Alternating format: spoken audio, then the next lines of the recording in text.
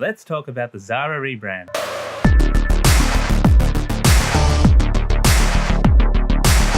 Earlier this week, Zara decided to rebrand their logo into this cluttered mess.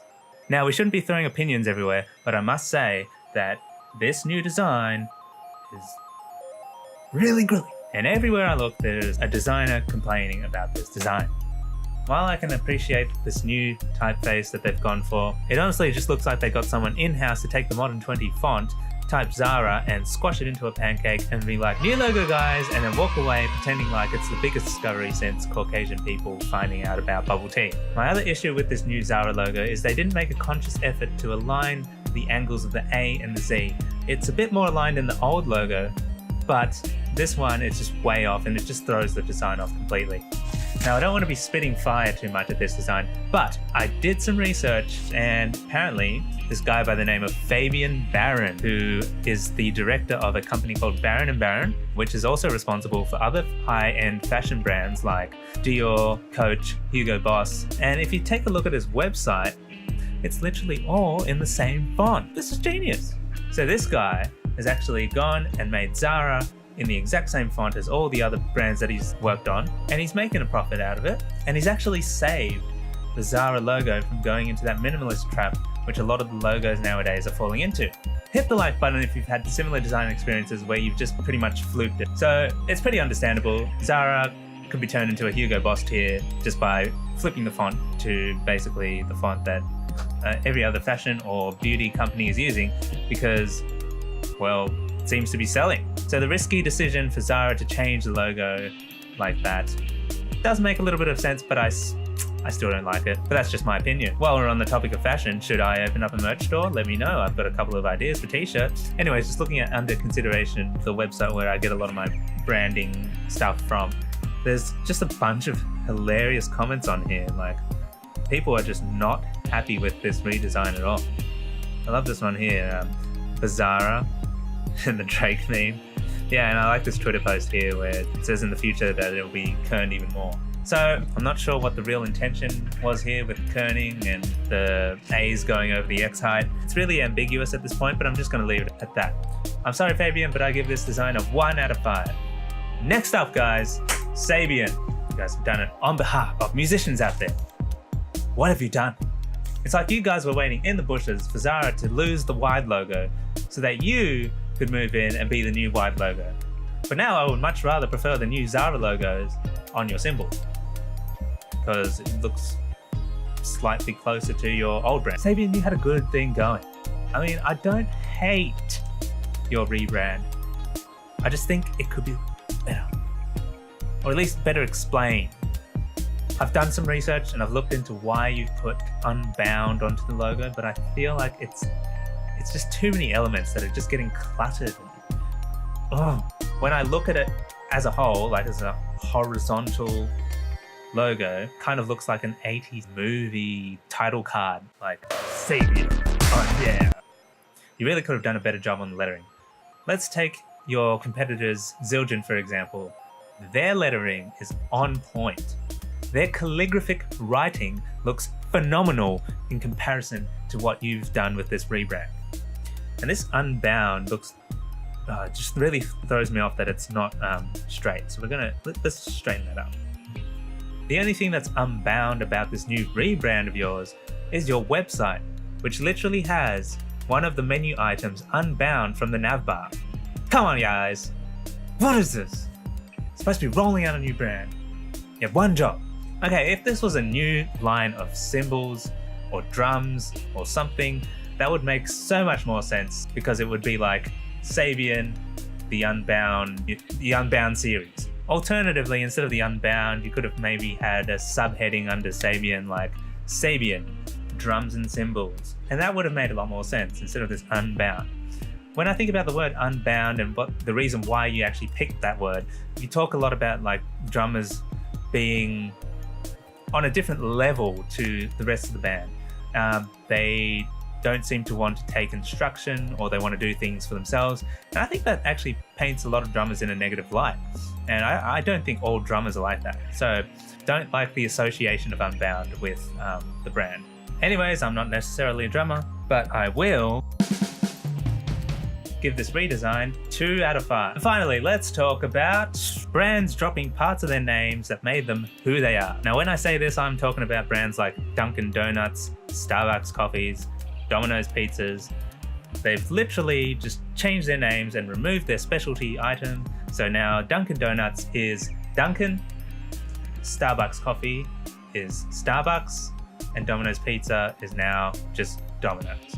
And they don't want to associate themselves with one type of food. From a design perspective, it's kind of cool to go down to one word, but from a consumer perspective, what? What's this? I think we just got a call from someone. Oh, it's Lawrence. Hey Lawrence, did you see that Sabian rebrand? G'day everyone, Lawrence here. As a drummer, I love Sabian. They're my favourite brand of cymbals. All of my cymbals have been Sabian. Love the cymbals, and I really like the way the old logo looked on the cymbals. But as for the new logo, I'm not quite a fan of it. I straight up just prefer the way the old logo looks in comparison to the new logo. One reason that I found it appealing was that it was near symmetrical. Curved lines in the logo all went in the same direction as the curved lines that were already built into the symbols. All the symbols, the new logo. They got rid of that symmetrical feel, and now the curved lines in the logo are going to be going perpendicular to the curved lines in the actual symbols. And I feel by having unbound in the bottom corner of the whole Sabian logo just kind of makes it a little bit tacky. Like they kind of just thrown some key buzzword at the bottom of the logo just to make it pop more. They're trying to make it look more appealing to younger people, but let's face it, most young people can't actually afford this product. If you think about it, most musicians are not going to be young teenagers with no money. Overall, I feel they've gone from an old logo that says, I'm professional, I'm proper, I'm quality, yet I still know how to rock it, have a good time, get the crowd going, to a new logo that pretty much says, I'm young, hip, swag, YOLO. I'm just here to just do whatever I want and screw what anyone else thinks. Yeah, that's so true. Alright, but seriously, Lawrence, what do you think about these brands dropping the products from their name? So, for example, let's take a look at Domino's Pizza. Domino's Pizza officially trades with the business name Domino's Pizza, but they only brand and market themselves as Domino's. So as far as most people are actually concerned, the company is just called Domino's. So this kind of a marketing move has its pros and cons, and it works for some businesses, but not every business could actually pull this off. The word Domino's is practically synonymous with the word pizza. If you say Domino's, most people are going to link it to pizza than they are going to link it to the actual Domino's game. So if your brand name gets so interrelated with the product, when people hear your brand name, they just instantly associate it with the product.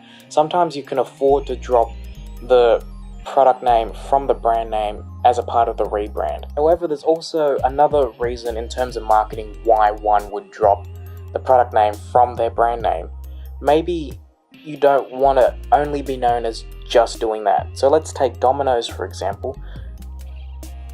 If you're called Domino's Pizza, it's just assumed that all you do is pizza. But if you then drop the word pizza from your title and just become Domino's, then you become more open. People become more open to the idea that you're not just selling pizza. You're also going to be selling chips, wings, desserts, shakes, sandwiches. They got all kinds of things going on now.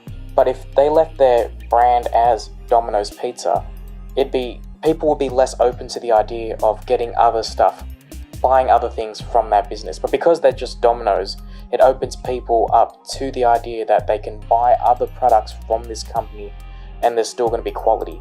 This marketing strategy is a bit of a hit and miss. I feel it was a hit with Domino's, going from Domino's Pizza to just Domino's.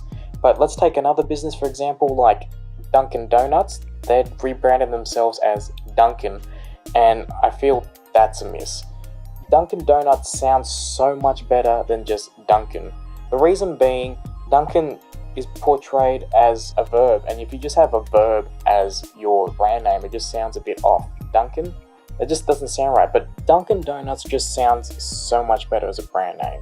It works with some businesses, but in the case of Dunkin Donuts, I feel they were just trying to follow suit with other businesses copying this strategy, and then they jumped on the bandwagon, and it's a bit of a miss for them. It's like they've gone, While other businesses are dropping keywords from their brand names, maybe we should do the same. But I'm sorry, it just doesn't work with you guys. It'd be as if something as iconic as KFC then decided to shorten their name to KF because everyone else was shortening their names and that's the hip thing for businesses to do. KF, it doesn't work. So true, Lawrence, so true. You really know what you're talking about. Okay, right, see ya. Well, that's all the time we got for in today's episode of Brand Patrol. Hope you guys like this new format. Don't forget to like, comment, and subscribe if you enjoyed this new version of Brand Patrol. And as always, you've just been branded by Brand Patrol.